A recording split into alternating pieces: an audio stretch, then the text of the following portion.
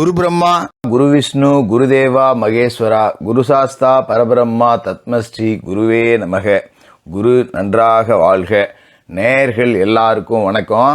இந்த வீடியோவில் சோபக்கிருது வருடம் தை மாதம் 29ஆம் தேதி, அதாவது பிப்ரவரி மாதம் 11ஆம் தேதி குரு பகவான் வக்ர நிவர்த்தி அடைகிறார். நவகிரகங்கள்லேயே முழு சுபகிரகமாக இருக்கக்கூடிய குரு பகவானோட வக்ர நிவர்த்தி பலன்கள் அப்படிங்கிறதான் நம்ம பார்க்க போகிறோம். அதாவது குரு பகவான் எந்த வீட்டில் வக்கரம் அடைஞ்சிருக்கார் அப்படின்னு பார்த்தீங்கன்னா, காலசக்கரத்தோட 2வது வீடு, தனம், வாக்கு, குடும்பம், இந்த மூணையும் குறிக்கக்கூடிய இடத்துல தான் அவர் வக்கரம் அடைஞ்சிருந்தார். இப்போ வக்கர நிவர்த்தி அடைய போகிறாரு.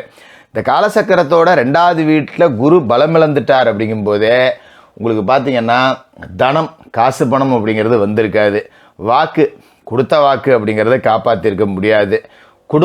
குடும்ப உறவுகளிலும் பல சர்ச்சைகள், சிக்கல்கள், இது எல்லாத்தையுமே குரு பகவானோட அந்த பலமிழந்த காரணத்தால் கெட்டு போயிருக்கோம். இப்போ அந்த இடத்துல குரு பகவான் பலம் அடைகிறார். அப்போ அவரோட பார்வைக்கும் பலம் கிடைக்குது. குரு பகவான் தான் இருக்கிற வீட்டிலேருந்து 5, 7, 9 இந்த 3 வீட்டை பார்க்குறாரு. அந்த வகையில் கன்னிராசி, விருச்சிக ராசி, மகர ராசியை குரு பகவான் பார்க்குறாரு. இப்போ பலமடைகிற குரு உங்களோட ராசிக்கு என்னென்ன பலன்கள் அப்படிங்கிறத கொடுக்க போகிறார். அதாவது குரு பகவான் பலமடைகிற இந்த நிகழ்வு, வக்ர நிவர்த்தி அடைகிற நிகழ்வு அப்படின்னு பார்த்தீங்கன்னா, தை மாதம் 29ஆம் தேதி பிப்ரவரிக்கு 11ஆம் தேதி செவ்வாய்க்கிழமை முருகப்பெருமானுக்கு உகந்த தைப்பூச தினத்தன்று நிகழுது. அப்படிங்கிறதால அன்றைய தினத்தில் காலையிலேயே முருகப்பெருமானுக்கு பாலபிஷேகம் செஞ்சுட்டு மாலை நேரத்தில் குரு பகவானுக்கு நெய் தீபம் ஏற்றி வெள்ளைக்கொண்ட கடலையை நைவேத்தியமாக படைச்சி ஏலபாலைகளுக்கு அன்னதானம் பண்ணுங்க. இந்த குரு வக்ர நிவர்த்தி காலகட்டத்தில் கோடீஸ்வர யோகம் உங்களை தேடி வரும். சரி, இப்போ உங்களோட ராசிக்கு என்ன பலன்கள் கிடைக்க போகுது அப்படிங்கிறத பார்ப்போம். கடகராசி நேயர்களே, உங்களுக்கு இந்த குரு பகவானோட வக்ர நிவர்த்தி காலம் எப்படி இருக்குது அப்படின்னு பார்த்தீங்கன்னா, கடகராசி அப்படின்னு இப்போ சொன்னோம்னா ரொம்ப ஒரு சோதனையை சந்தித்த ஒரு ராசி அப்படின்னு சொல்லலாம். ஏன்னா ஓடுனவனுக்கு 9ல் குரு அப்படிம்பாங்க, ஓடி ஜெயிக்கலாம் அப்படின்னு. ஆனால் இப்போ கடகராசியை பொறுத்த வரைக்கும் லாப வீட்டில் குரு, ஓடாமலே ஜெயிக்கிற இடம், ஆடாமலே ஜெயிக்கிற இடம். ஆனால் ஜெயிக்க முடியல.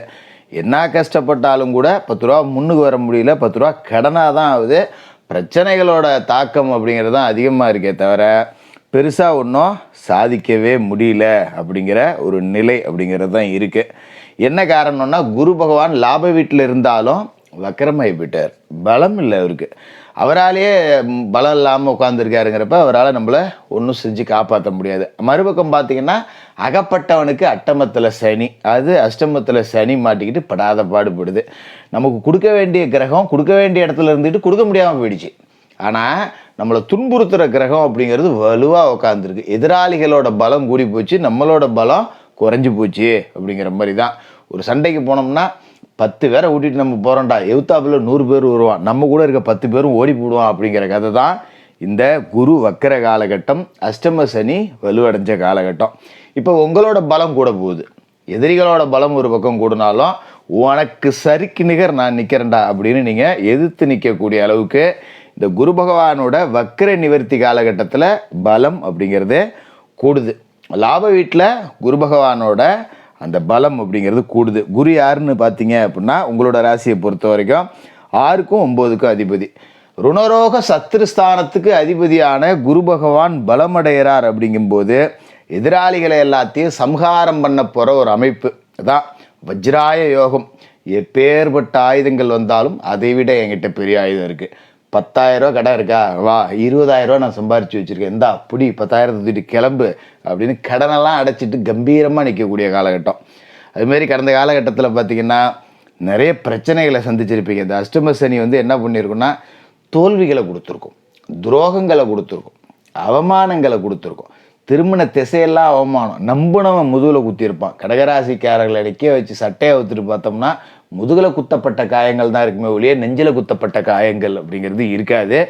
பெண்களால் அவமானத்தை சந்திச்சிருக்கலாம் ஆண்கள், ஆண்களால் அவமானம் சந்திச்சிருக்கலாம் கடகராசி பெண்கள். இப்படியே மாற்று இனத்தவர்களால் மானபங்கம் ஏற்பட்டக்கூடிய வாய்ப்பு இருந்துச்சு. இதுக்கு மேலே உங்கள் மேலே சுமத்தப்பட்ட பழியை தொடச்சி எறிஞ்சு நான் சுத்தமானவன் அப்படின்னு நிரூபிக்க போகிறீங்க. அதோட கடந்த காலகட்டத்தில் வீண் பழி சுமத்தப்பட்டு கேஸ் போட்டிருக்கலாம், சில பேர் சிறைக்கு கூட போயிருக்கலாம். செய்யாத தப்புக்கு என் மேலே கேஸை போட்டாங்களே அப்படின்னு தண்டனைகளை கூட அனுபவிச்சிருக்கலாம். இப்போ அது எல்லாத்தையும் உடைச்சி வெளியே வந்து பழி தீர்க்க போகிற ஒரு காலகட்டம், விஸ்வரூபம் எடுக்க போகிற ஒரு காலகட்டம் வந்திருக்கு.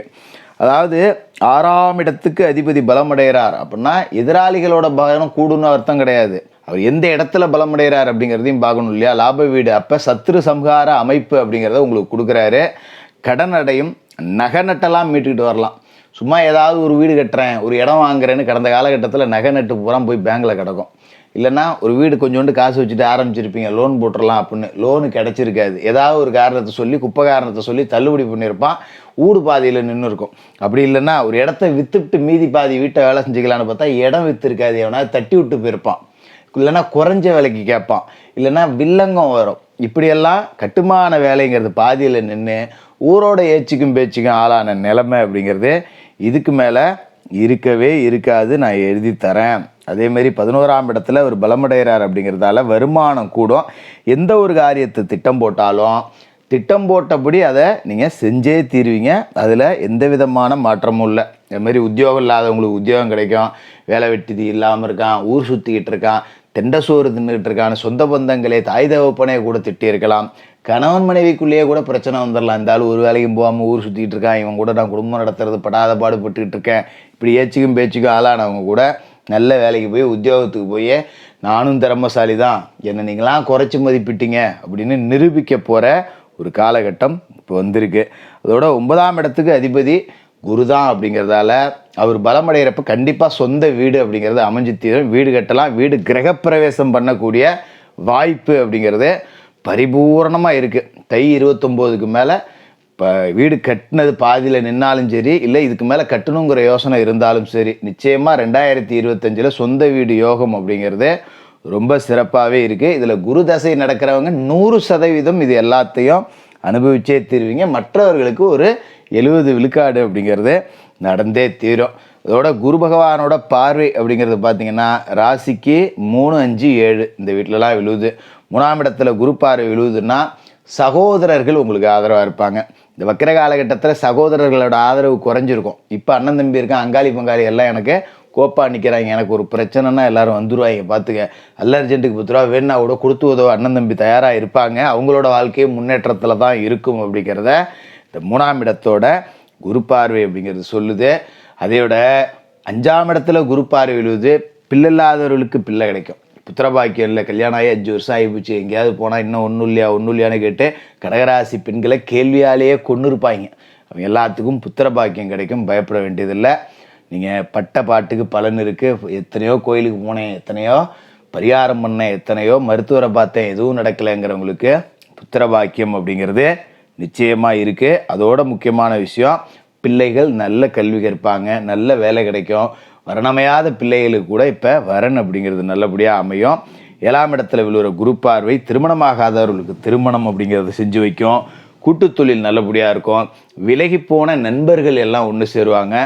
ஆக மொத்தம் அஷ்டம சனியோட கோரப்பிடியில் சிக்கி படாத பாடுபட்டவர்கள் எல்லாருக்கும் மிகப்பெரிய ஒரு வெற்றி அப்படிங்கிறத கொடுக்கக்கூடிய காலகட்டமாக இந்த குரு பகவானோட வக்ர நிவர்த்தி காலகட்டம் அப்படிங்கிறது இருக்கும்.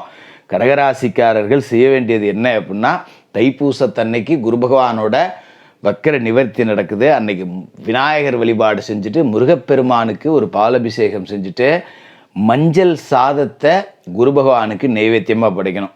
குரு பகவானுக்கு நெய்தி ஏற்றிட்டு மஞ்சள் சாதம், அது ஒரு எலுமிச்சை சாதமோ இல்லை புளி சாதமோ நெய்வேத்தியமாக படைச்சி வெள்ளை கொண்ட கடலையில் மாலை சாத்தி குரு பகவானை வணங்கிட்டு ஆதரவற்ற பள்ளி மாணவர்களுக்கு உங்களால் முடிஞ்ச உதவிகள் அப்படிங்கிறத செய்யுங்க.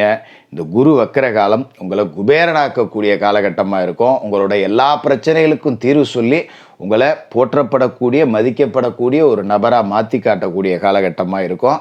கடகராசிக்காரர்களுக்கு வாழ்த்துக்கள்.